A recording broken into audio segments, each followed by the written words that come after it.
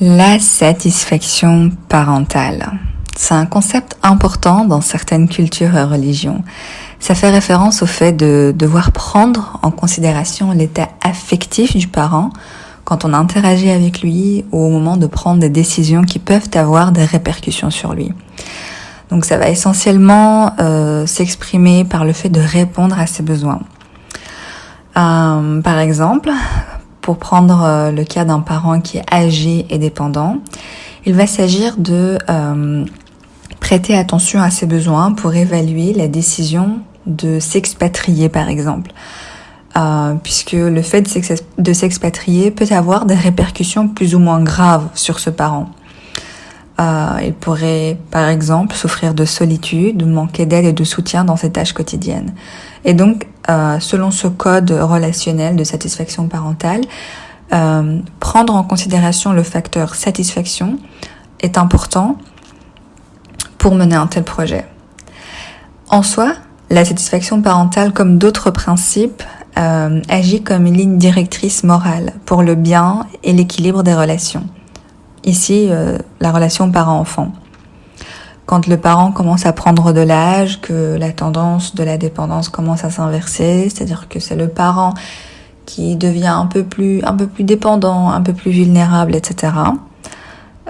Ce code vient agir comme un cadre pour instaurer l'empathie et la bienveillance et de manière plus générale, instaurer un meilleur fonctionnement sociétal qui maintient l'équilibre entre les besoins individuels et collectifs.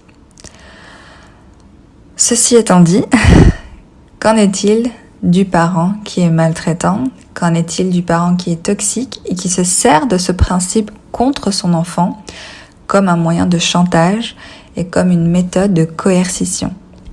Pour pouvoir répondre à cette question, il est important de revenir sur une notion très importante qui est l'attachement. Il y a entre un enfant en bas âge et son parent ce qu'on appelle un lien d'attachement. Je dis que ce lien d'attachement est pur. L'enfant en bas âge aime inconditionnellement son parent. Il est biologiquement programmé à suivre son parent, à l'imiter. En contrepartie, le parent doit être à la hauteur et honorer ce lien fort en donnant de son temps, de son amour, de son énergie pour le bon développement de cet enfant. D'une certaine manière, le parent s'engage lui-même dans un premier temps à satisfaire les besoins de son enfant. En prenant soin de cet enfant, le parent va commencer à développer son amour pour lui et de la même façon, l'attachement qui va les lier va devenir sécure. C'est-à-dire qu'au-delà d'aimer son parent, l'enfant va se sentir en sécurité avec ce parent. Se sentir en sécurité, c'est-à-dire il sait qu'il peut s'attendre à être respecté, protégé, aimé par ce parent. Ce sentiment de sécurité est important non seulement pour la relation qui le lie avec ce parent, mais aussi parce que c'est ce qui lui permet de projeter ce sentiment de sécurité sur le monde, sur les autres et sur Dieu. Ça devient une constante. En grandissant, cet enfant emporte avec lui cette constante. Donc, il sait non seulement qu'il peut compter sur la bienveillance des autres, mais que les autres aussi peuvent compter sur la sienne. Cette posture mentale et émotionnelle d'ouverture à l'autre n'est rien d'autre que la conséquence de son attachement avec son parent. Le parent est la personne pour qui l'enfant porte une loyauté presque viscérale. Et l'attachement ne s'estompe pas, donc même à 56 ans, 68 ans, la présence d'un parent bienveillant ou le souvenir d'un parent bienveillant régule le système nerveux.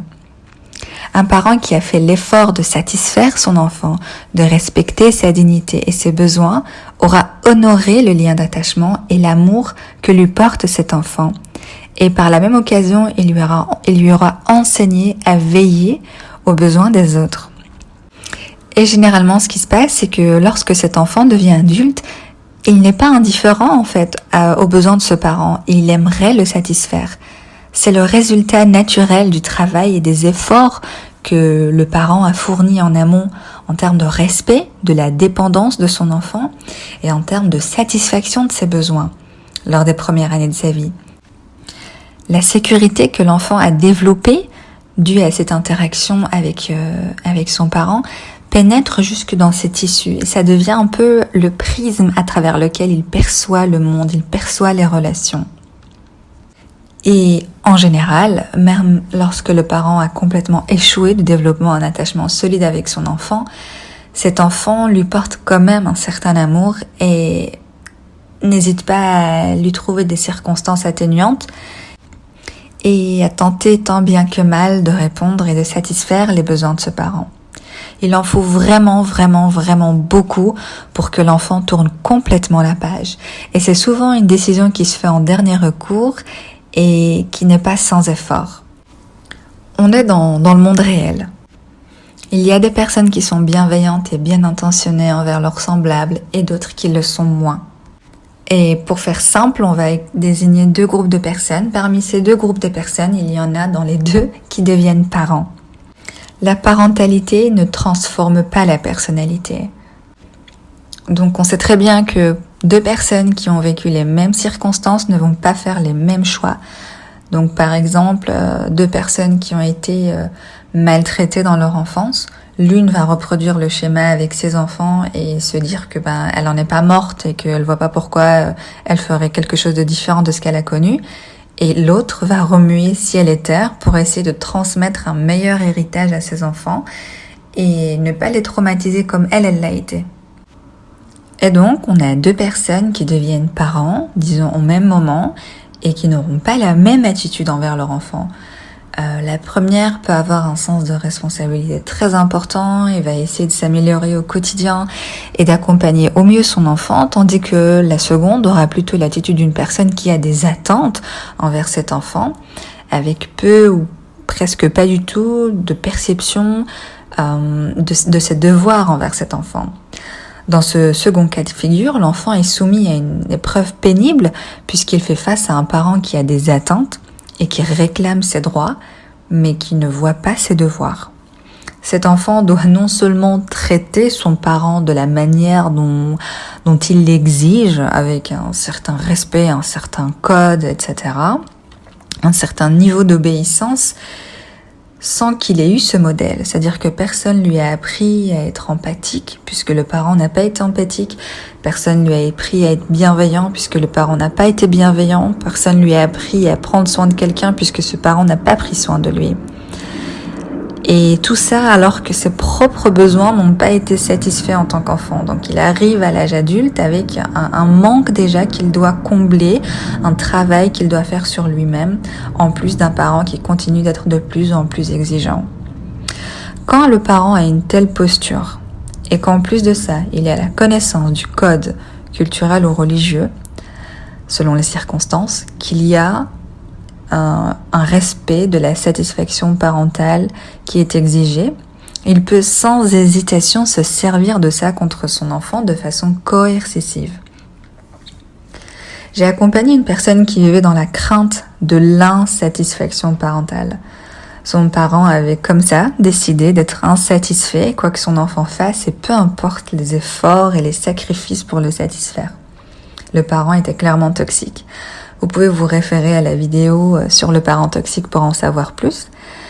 Et il n'hésitait pas à lui affirmer que tant qu'il n'était pas satisfait, rien ne pourrait aller dans sa vie et que l'échec puis l'enfer était ce qu'il attendait.